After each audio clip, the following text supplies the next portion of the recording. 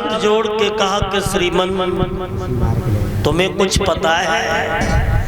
तुम राज्य में व्यस्त रहते हो लेकिन तुम्हें घर का कोई ख्याल नहीं है। बोले क्या हुआ महारानी? तुम्हें ये पता होना चाहिए कि घर में बिटिया रुक्मिणी सयानी हो गई, शादी के योग हो चुकी है और तुम कोई चिंता नहीं कर रहे। महाराज, अब मेरी इच्छा है कि मेरी बिटिया की शादी करो, अच्छा घर अच्छा वर तलाश करो। राजा कहने लगे रानी तुमसे बड़ी चिंता हमें है। अरे हमारी बेटी है, लेकिन चिंता इस बात की है कि हमारे 5 लड़का है और ये 5 लड़का हमारी बराबरी के हो चुके हैं। और परीक्षित जी, जब लड़का बाप की बराबरी के हो जाए और बाप को जूता लड़का के पैर में बनने लगे तो फिर बाप को पूछ के काम करना चाहिए।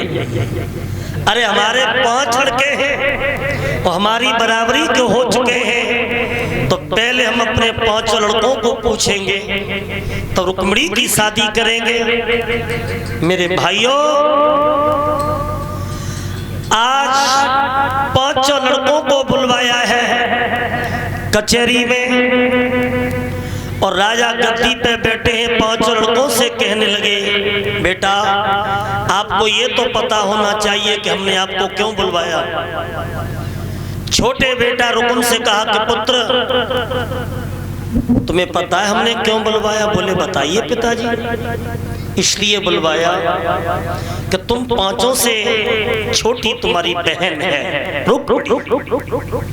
और हम पे एक ही बिटिया है और बेटियों हमारी सुंदर है, तो हम सोच रहे हैं कि जैसी हमारी बेटी है तैसा वरना भी होना चाहिए और इसलिए तुम 5 को पूछ रहे हैं। छोटा बेटा रुकुम खड़ा हो गया, कहने लगे पिताजी तुम तो जानते ही हो हमारी बहन जब छोटी थी ना, जब जाको जन्म हो तब देवर्षि नारद आए थे और हस्तरेखा देख करके देवर्षि नारद ने कहा था कि इस बेटी की शादी होगी तो द्वारकाधीश कृष्ण के साथ। कहने लगे बेटा तुमने हमारे मुंह की बात छीन ली। जवाब दिया ये बड़ा है तुम्हारा भाई रुकुमपाल, इससे भी पूछो। बोले रुकुमपाल, कहिए पिताजी।